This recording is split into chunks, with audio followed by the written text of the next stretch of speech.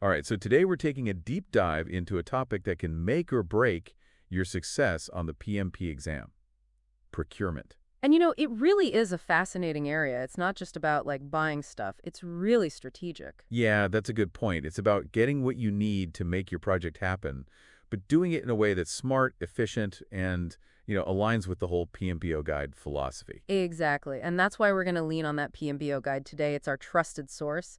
Because let's be honest, procurement can feel like a bit of a beast sometimes, right? Oh, absolutely. Especially when you're studying for the PMP exam, there's just so much to know. But I think if we break it down, focus on the essentials, you'll see it's actually manageable. Definitely. And I think one of the most important things to remember is that procurement management, it's a system. Just like any other part of a project, it's got all these interacting parts. Okay, I'm intrigued. Like, what kind of interacting parts are we talking about? Well, the PMBOK guide actually talks about this idea of systems thinking. And basically, it means that you can't just look at procurement in isolation. You have to see how it connects to everything else going on in the project. I'm starting to see the bigger picture here. So, like, if your project has a lot of risks, that might influence how you approach procurement. Exactly. Things like your organization's structure, its culture, even how much risk they're willing to take on, all those things play a role in shaping your procurement activities. That's interesting. I guess it's kind of like a chain reaction, right? One decision impacts another, and so on. That's a great way to put it. And that's why understanding this interconnectedness is so crucial for the PMP exam. They're not just going to ask you, what's an RFP? They want you to understand the why behind everything. Right, the strategic thinking behind it all. Exactly. Now, with that in mind, the PMBOK guide breaks down procurement management into 4 key stages. And these stages, they're your guide, they're your roadmap for success. Okay, I'm ready for that roadmap. What are those 4 stages? So we have plan, conduct, control, and close. All right, that sounds pretty straightforward, but I'm sure there's a lot packed into each of those stages. Oh, absolutely. But we'll break it down nice and easy. So let's start with plan. Okay, planning. Always a good place to start. What do we need to know about this phase for the PMP exam? Well, I think the first thing to highlight is the procurement management plan. It's like the foundation for everything you'll do in procurement. Okay, so what exactly is this plan? Is it like a separate document from the project plan? It's a really important part of your overall project plan. And it basically outlines how you're going to manage the entire procurement process from start to finish. So everything from figuring out how much things will cost to selecting vendors. Exactly. It's where you'll detail how you'll estimate costs, determine your budget, and manage every step of the procurement process. Think of it as your master plan for getting what you need. All right, makes sense. So this plan is all about laying the groundwork, setting the strategy, and making sure procurement aligns with the project goals. Exactly. And another key element of the planning stage is the make or buy decision. Right, I remember that from the PM Bog Guide. That's where you decide if you're going to produce something yourself or get it from an outside vendor. Exactly. And that decision, it can have a huge impact on your project. So you have to carefully consider factors like cost, expertise, and the resources you have available. So you're weighing the pros and cons of each option, making sure it aligns with your overall project strategy. Exactly. And speaking of strategy, don't forget about risk assessment during the planning phase. Ah, yes, risk. That seems to pop up everywhere in project management. What do we need to know about risk in the context of procurement? Well, the PMBI guide stresses that you have to identify potential risks associated with procurement and then develop strategies to mitigate those risks. It's all about being proactive, anticipating problems, and having a plan to address them. So it's like putting on your risk management hat and thinking about all the things that could go wrong with procurement. Exactly. And once you've got a solid plan in place, that's when you move on to the next stage, conduct. Okay, so we planned everything out, we've got our strategy, and we're ready to actually start procuring things. What does that look like? Well, the conduct stage, it's where the action really happens. This is where you're going to reach out to potential vendors, collect bids, evaluate their proposals, and ultimately select the best vendor for your project. It's really exciting. I can see why that would be exciting. You're actually taking those plans and putting them into motion. But I imagine it can also be a bit overwhelming, especially if you're dealing with a lot of different vendors. It can be, but this is where those procurement documents we talked about come in handy. Remember RFPs and RFQs? Oh, yeah, right. RFPs are those requests for proposals, and RFQs are those requests for quotations. You got it. And these documents, they're your tools for gathering information from vendors and making informed decisions. Okay, so walk me through this. How do these documents fit into the conduct stage? Well, let's say you need a complex solution for your project, something that requires a lot of creativity and expertise. That's when you'd use an RFP, or request for proposal. So, like if you're developing a new app, you'd send out an RFP to different software companies and they'd each come back with their own ideas for how to build it. Exactly. You're asking them to propose a solution based on your needs. But if you need something more straightforward, something with clear specifications, then an RFQ, or request for quotation, is your go-to. So that's for things like, I don't know, office supplies or maybe construction materials when you know exactly what you need and you're just looking for the best price. Exactly. And the PMBL bot guide gives you all sorts of guidance on how to create these documents, how to make them clear and effective so you get the information you need from vendors. Okay, so you send out your RFPs or RFQs, you gather all those bids, and then comes the really big decision, choosing a vendor. Right. And that's a critical step. You want to make sure you're selecting a vendor who can deliver what they promise on time and within budget. No pressure, right. So what does the PMBL guide say about vendor selection? Well, first and foremost, it emphasizes the importance of clear selection criteria. These are the factors you'll use to evaluate vendors and make your decision. So that's things like price, quality, experience, maybe even the vendor's reputation. Absolutely. And it's not just about finding the cheapest option. You have to think holistically. Consider the vendor's overall fit with your project and your organization. Right, because you want to make sure they're a good partner, someone you can work with effectively. I imagine this selection process can be pretty tough, especially when you have several strong contenders. It can be. That's why clear communication throughout the conduct stage is so important. The PMBOK guide really stresses this. You want to be transparent with vendors, answer their questions, make sure everyone's on the same page about the project requirements and expectations. It's all about building those strong relationships. Okay, so it sounds like the conduct stage is a balancing act. You're managing a lot of moving parts, making big decisions, but you're also fostering those vendor relationships. Precisely. It's a crucial stage, and doing it well sets the foundation for a successful procurement process. But even with the best planning and the best vendor selection, things can still go sideways. Oh, I know that feeling. Projects rarely go exactly as planned. So what happens when we hit those bumps in the road? Well, that's when we move on to the next stage, control. And trust me, this one's a game changer. Control is all about making sure things stay on track, keeping a close eye on how the vendor is performing and making sure they're meeting their obligations and delivering what they promised. Okay, I get that, keeping things under control. But how do we actually do that? What does that look like in practice? What tools or techniques does the PMBO guide recommend? Well, the PMBO bot guide highlights a whole bunch of tools and techniques, like regular performance reviews to track progress and make sure things are moving along as expected. Ah, like those progress reports you get from contractors, making sure they're hitting those milestones? Exactly, and inspections of deliverables to ensure that the quality meets the agreed upon standards, those quality checks we talk about. Right, making sure everything's up to snuff. Yeah, and of course, change management processes because let's be real, things change. And having a structured way to handle those modifications to the original agreement can save you a lot of headaches down the line. Makes sense. So it's about having those systems in place to catch any deviations from the plan and then having a process to handle those changes. But what if things really go off the rails? Like, what if there's a major dispute with the vendor or a breach of contract? That's where understanding the legal aspects of procurement becomes absolutely crucial. Oh, the dreaded legal stuff. Does the PMB guide really get into all that? It does, and it's more important than you might think, especially for the PMP exam. The PMB Bot Guide really emphasizes the importance of having those crystal clear contract terms. Right, dotting those I's and crossing those T's. Exactly, because when everyone is clear about what they've agreed to, the chances of disputes down the line are much lower. Makes sense. So it's like being proactive and avoiding those legal headaches altogether. Right. It's about risk mitigation too, By having those clear contracts and understanding the legal implications, you're basically protecting yourself and the project from potential problems down the line. Okay, so we've got planning, we've got conducting, we've got controlling.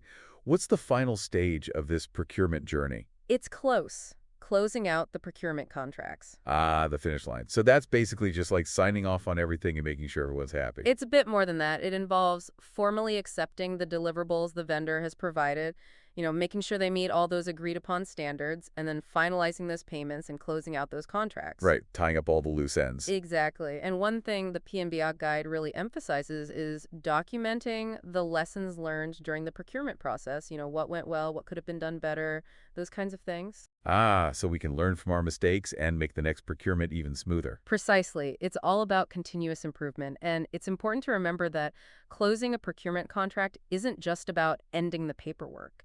It's about ensuring that you've actually achieved what you set out to do. Right, making sure the procurement actually delivered those intended benefits for the project. Exactly. It's about looking back and saying, okay, did this procurement help us achieve our project goals? If the answer is yes, then you know you've done a good job. All right, so we've covered planning, conducting, and controlling. We've tied up all the loose ends with closing. It feels like we've really journeyed through the entire procurement process. We have, but there's one more crucial piece of the procurement puzzle that we need to explore. Those tricky contract types, fixed price, cost reimbursable, and time and materials. Each of these has its own quirks and considerations. Oh yeah, contract types. I remember those being a bit of a head scratcher when I was studying for the PMP exam. So many different options, each with its own set of pros and cons.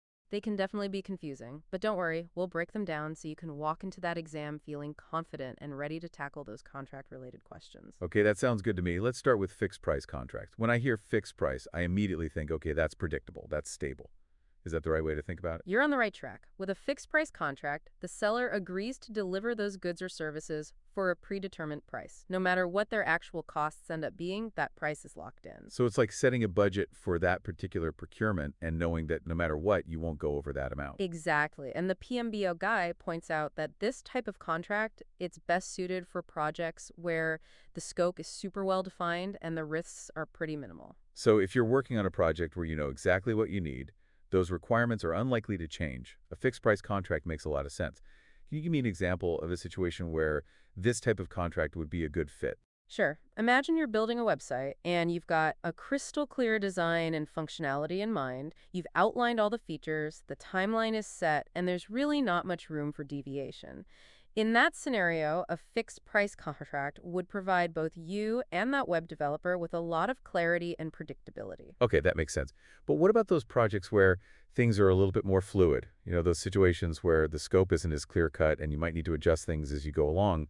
What then? That's when cost reimbursable contracts come in handy. Think of them as the more flexible cousin of the fixed price contracts. Okay, more flexibility. I like the sound of that. So how do these cost reimbursable contracts work? Well, instead of setting a fixed price up front, you basically reimburse the seller for all of those allowable costs they incur, plus an agreed upon fee.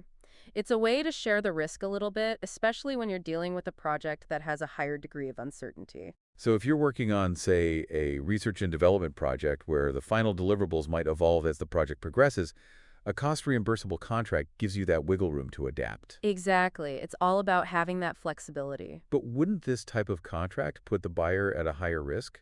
I mean, since the final cost isn't fixed, couldn't it theoretically just keep going up and up? That's a great point. And the PMBO guide does acknowledge that cost reimbursable contracts come with a higher level of financial risk for the buyer. But it also emphasizes the importance of having those really strong cost tracking mechanisms in place. You need to closely monitor those sellers' expenses to make sure things stay within reasonable bounds. Okay, so it's like a trade-off. You get the flexibility, but you have to be extra diligent about managing those costs. Exactly. It's about finding that balance between flexibility and control. All right, so we've got fixed price and cost reimbursable. Now, what about that third type of contract?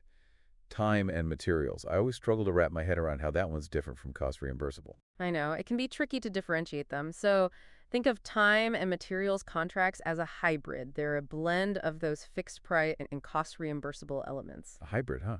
So what does that look like in practice? You basically agree on unit rates for labor and for materials, but the total cost, it depends on the actual time and materials used for the project. Ah, okay, so it's like if you hire a plumber, you agree on an hourly rate and a price for parts, but the final bill depends on how long it takes them to fix the leaky faucet. It's a perfect example. The PMBI guide suggests using time and materials contracts when, the scope isn't completely defined, but you need to get started quickly. It's a good option for those smaller projects or for work that requires ongoing maintenance or support. Okay, so it's like you need plumbing work done, but you're not exactly sure what's causing the leak until the plumber gets in there and takes a look. Precisely. It allows for some of that flexibility while still giving you some level of cost control. All right, so we've covered those three main contract types: fixed price, cost reimbursable, and time and materials. But I know the PMP exam isn't just about knowing those definitions. It's about really understanding the why behind each type and knowing when to use which one in different situations. You're absolutely right. The PMBOK guide really stresses that decision-making aspect. It provides guidance on selecting the most appropriate contract type based on the specifics of your project. So it's about more than just memorizing definitions. It's about being able to apply that knowledge in real-world scenarios. Exactly. It's like having a toolbox full of different tools and knowing which tool is best for which job. Okay, so we've tackled those contract types. Now let's shift gears a bit and dive into those procurement documents. I remember feeling so overwhelmed by all those acronyms. RFPs, RFQs, contracts. It felt like alphabet soup. It can definitely feel that way, but let's break them down and simplify them. The key here is remembering that the PMBOK guide really stresses clear and concise communication in procurement. And those documents, they play a vital role in making that happen. Okay, I'm all for clear communication. So let's start with RFPs, requests for proposals. In my mind, I always picture these as like formal invitations to a vendor party where each vendor brings their best ideas to the table. I love that analogy. That's a great way to think about it. An RFP is basically a detailed document that lays out all of your project requirements and invites those potential vendors to propose solutions. So it's not just about twice, it's about those vendors coming up with creative ideas and innovative approaches to meet your needs. Exactly. And the PMP ABOT guide highlights how important it is to craft an RFP that clearly articulates your project objective, its scope, and those evaluation criteria you'll use to assess the proposals. The more specific you are upfront, the better those proposals you'll receive. So if you're, say, developing a new software application and you want vendors to come up with different design concepts and functionalities, you'd use an RFP. Exactly. It's all about getting those creative juices flowing and seeing what those vendors can come up with. Now, what about RFQs, requests for quotations? Those seem a bit more straightforward. They are. RFQs are all about getting a simple price quote for those really well-defined goods or services. So think office supplies, construction materials, routine maintenance work, those kinds of things where you know exactly what you need and you're primarily focused on finding the best price. You got it. And just like with RFPs, the PMBO guide stresses being clear and concise in your RFQ. You want to clearly state the specifications for those goods or services, the delivery time frame you need, any other relevant details so those vendors can give you an accurate quote. So if I need to order 100 laptops for my team, I'd send out an RFQ to different computer suppliers and then compare their prices. Exactly. It's about getting those apples to apples comparisons so you can make an informed decision. All right, so we've got RFPs and RFQs down. But what about the big one? Contracts, those legally binding agreements that everyone loves to talk about. Contracts. They're the backbone of procurement. They formalize that agreement between the buyer and the seller and outline all of the terms and conditions of the procurement. So they cover the scope of work, payment terms, deadlines, any other relevant details. Basically, they're the rule book for the buyer-seller relationship. Exactly. And PMBOK Guide stresses the importance of having a well-written contract that clearly defines those rights and obligations for both parties. It should cover all those essential elements: risk allocation, dispute resolution mechanisms, termination clauses, all that good stuff. Speaking of risk allocation, that's another big piece of the procurement puzzle. How does the PMBOK guide address how risks are shared between the buyer and the seller? The PMBOK Guide highlights that risk allocation is a key part of those contract negotiations. Both parties need to carefully assess those potential risks tied to the procurement and agree on how they will be shared or mitigated. So, for example, if there's a risk of material price increases, the contract might outline how that risk will be handled. Maybe the seller absorbs a certain percentage of the price hike while the buyer takes on the rest. Exactly. It's all about finding that fair and equitable way to allocate risk, ensuring that both parties feel comfortable with the agreement. It sounds like contracts are a crucial part of procurement, and understanding them is key to successful project management.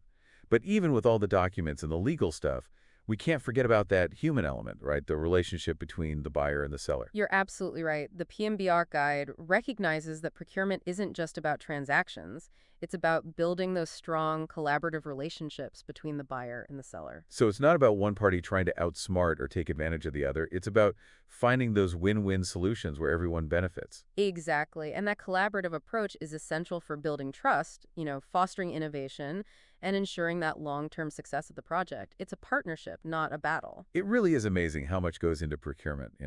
There's a lot more to it than just like signing a contract. It's a whole strategic process. Absolutely. We've covered a ton of ground already, from planning and conducting those procurements to managing contracts and understanding those legal considerations. And throughout it all, the PMBOK guide has been our trusty guide. It really has. But, beyond all those technical details, we can't forget about the people involved, right? Oh, definitely. The human element is huge in procurement. We've talked about those relationships between the buyer and the seller. But what about those specific roles and responsibilities within each party? Yeah, I'd love to dig into that a bit more. Who are the key players on each side and what do they do? Well, the PMB bar guide actually outlines a bunch of different roles that are involved in procurement. And these roles exist on both the buyer side and the seller side. Okay, so let's start with the buyer side. Who are the main players there? Well, you've got the project manager, of course. They're responsible for overseeing the entire project, including the procurement process. Then you've got the procurement manager, who's specifically focused on managing those procurements. And then there's the contract administrator, who's responsible for, well, administering the contracts. Right, making sure those contracts are followed and everything's running smoothly. It sounds like a real team effort. It is. And on the seller side, you've got folks like the sales representatives, the proposal writers, the project managers, and the legal counsel. They all play a crucial role in ensuring that the seller can meet the buyer's needs effectively. So there's a whole team working behind the scenes to make sure the procurement is a success. Exactly. And it's important to remember that those roles, they might have slightly different names in different organizations, but those core responsibilities, they stay pretty consistent. Okay, so we know who the players are, but what about the dynamics between those buyers and those sellers? How do they build a good relationship? Well, the PMBO guide stresses the importance of setting clear expectations right from the start, making sure everyone's on the same page, that open communication is flowing, that trust is being built. So it's about more than just exchanging documents and signing contracts. It's about building a real partnership. Exactly. And those regular meetings, those progress updates, that willingness to proactively address any issues that come up, those are all crucial for building a strong, healthy buyer-seller relationship. That makes a lot of sense. But let's be real, conflicts happen, right? Even with the best intentions, sometimes those buyers and sellers don't see eye to eye. What happens then? Well, the PMBWAP guide encourages both parties to try to resolve those issues through negotiation and compromise first. Try to find that middle ground, that win-win solution. But if that doesn't work, if those parties just can't reach an agreement, the contract might have provisions for things like mediation or arbitration. Right, bringing in a neutral third party to help settle things. And if all else fails, I guess there's always the option of legal action. That's true, but it's really a last resort. The goal is always to prevent those disputes from happening in the first place by having those clear, mutually beneficial agreements from the very beginning. Okay, so we've covered a lot of ground today. We've talked about the procurement process, those different contract types, those tricky procurement documents, the roles and responsibilities of everyone involved, even how to handle those disagreements. What are the key takeaways you want our listeners to walk away with? Well, the PMBR Guide is an incredible resource for anyone studying for the PMP exam. It really is. It gives you all the information you'll need to understand procurement management.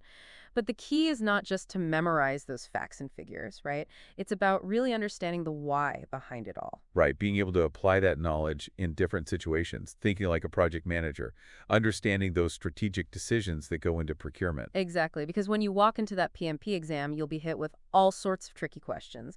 And those questions, they're designed to test your ability to think critically, not just regurgitate information. So as you study, put yourself in the shoes of a project manager. Imagine yourself facing those real-world procurement challenges. Think about how you'd approach them, what tools and techniques you'd use. That's the best way to learn. And, when you really engage with the material like that, relate it to your own experiences, you'll not only deepen your understanding, but you'll also build that confidence you need to tackle those exam questions head on. This deep dive has been incredibly insightful. I've really peeled back the layers of procurement and explored all of its complexities.